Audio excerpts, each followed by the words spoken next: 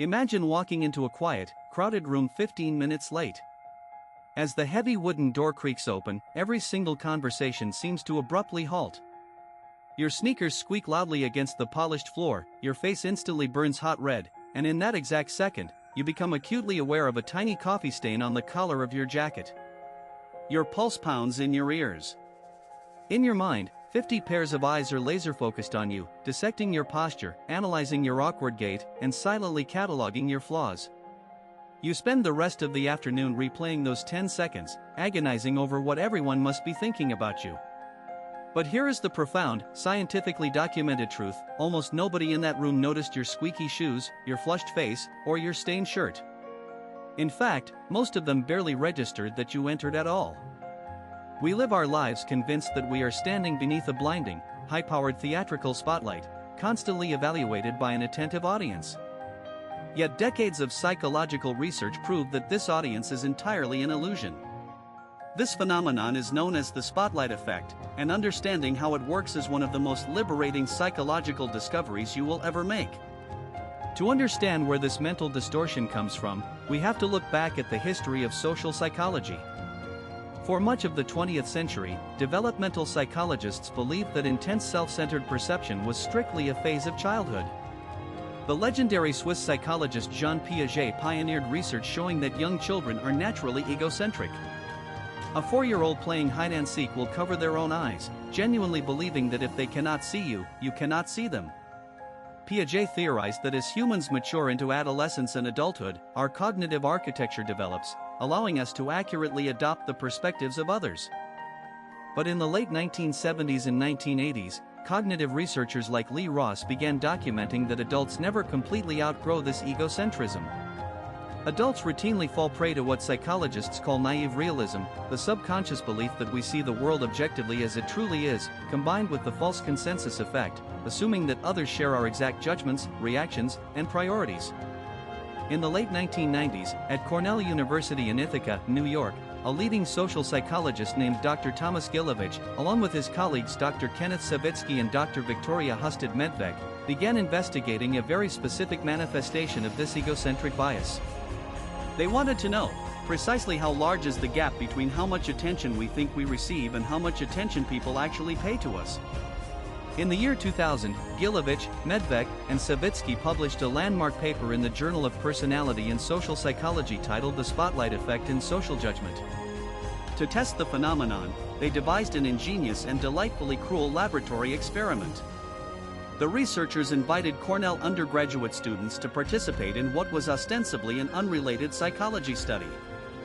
When an individual participant arrived at the laboratory, they were instructed to put on a brightly colored, intentionally embarrassing t-shirt. The shirt featured a massive, unabashed portrait of pop singer Barry Manilow, an artist who, among college students in the late 1990s, was widely considered the epitome of uncool. Once the mortified student had the Barry Manilow shirt on, the experimenter led them down a hallway to another room where a group of fellow students were already sitting around a table filling out paperwork. The experimenter opened the door, asked the shirt-wearing participant to walk in, sit down, and begin working.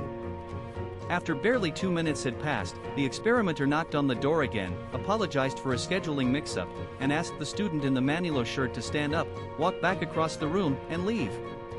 Once outside, the researchers sat the participant down and asked them a straightforward question: how many of the people in that room noticed who was on your shirt? The participants, sweating from the sheer awkwardness of the ordeal, estimated on average that at least 50% of the people in the room had noticed Barry Manilow staring back at them.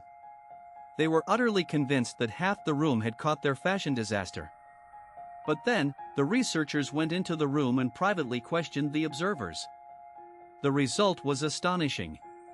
Only 23% of the observers had noticed the shirt. Less than a quarter. More than 3 out of every 4 people in that room were so absorbed in their own questionnaires, their own thoughts, and their own minor worries that a garish, neon-bright portrait of Barry Manilow walked right past their faces and registered as nothing more than visual static. To ensure this was not just a reaction to embarrassment, Gilovich and his team flipped the script. They ran the experiment again, but this time they let participants wear shirts featuring figures considered highly culturally respectable or cool, such as Bob Marley, Jerry Seinfeld, or Martin Luther King Jr. The participants were proud of these shirts and assumed that lots of people would notice their great taste. Yet the exact same mathematical distortion occurred. The wearers predicted that nearly half the room would notice their cool shirt, but once again, barely 20% actually did. Gilovich expanded the research beyond clothing into social interactions and verbal performance. In group discussions, participants who made what they considered to be a foolish remark or an insightful observation consistently overestimated how many people noticed their contribution by more than 100%. The data was definitive. Human beings systematically overestimate the degree to which others notice their presence, their appearance, their mistakes, and their achievements by more than double.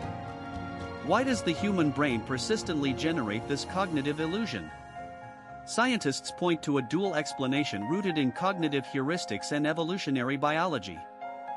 First is a mechanism identified by Nobel laureates Daniel Kahneman and Amos Tversky known as anchoring and adjustment. When you move through the world, your primary anchor is your own conscious experience. You are living inside your own skull 24 hours a day. When you spill a drop of coffee on your shirt, that stain is in your immediate line of sight, you feel the dampness, you know when it happened, and your attention is locked onto it. When you try to guess what someone else is thinking, your brain starts at that high-intensity internal anchor and attempts to adjust downward to imagine their viewpoint. But the human brain is cognitively lazy. It never adjusts downward nearly enough, leaving you anchored far too close to your own self-centered reality. Closely tied to this is what Savitsky and Gilovich termed the illusion of transparency. We do not just think people see our physical mistakes, we believe our internal emotional states are projected outward onto an invisible screen. When you give a public speech, your racing heart and dry mouth feel so overwhelming that you assume the audience must see your sheer terror. In reality, multiple studies show that audiences perceive nervous speakers as calm, collected, and competent, completely blind to the adrenaline storm raging beneath the surface. From an evolutionary perspective, the spotlight effect is an ancient survival mechanism. In ancestral hunter-gatherer bands of 50 to 100 individuals, social standing was quite literally a matter of life and death. If your tribe noticed you behaving incompetently, hoarding food, or violating social norms, you risked social ostracism, which in the Pleistocene era meant starvation and predation.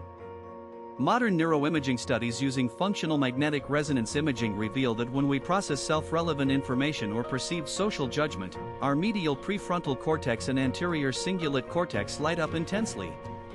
Our brains evolved to treat the risk of being judged as an existential emergency. As a result, our neurological alarm systems are hyper-calibrated to assume everyone is watching, just to be safe. But modern society is vastly different from an ancestral tribe. Today, you pass hundreds of strangers every week, yet your ancient brain still acts like every passerby is a tribal elder scrutinizing your worth. Today, psychological consensus is crystal clear: the spotlight effect is universal, but its grip can be completely broken through conscious awareness. When you walk into a meeting, stumble over a word in a presentation, or realize your hair looks messy, remember the 23% rule from Cornell University. Remember that the stranger sitting across from you is not analyzing your flaws, they are trapped under their very own imaginary spotlight, frantically worrying about what you think of them. Everyone is the protagonist of their own private movie, and in that movie, you are merely a background extra passing through the frame. Recognizing this benign neglect of the world is not depressing, it is the ultimate psychological superpower.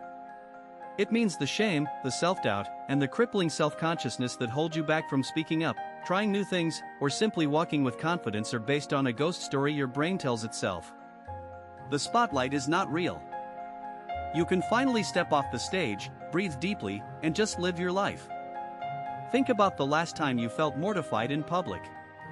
Did anyone actually say anything, or were they too busy checking their own phones? Share your funniest spotlight effect story in the comments below, hit the like button if this video gave you a sense of relief, and subscribe for more deep dives into the hidden mechanics of the human mind.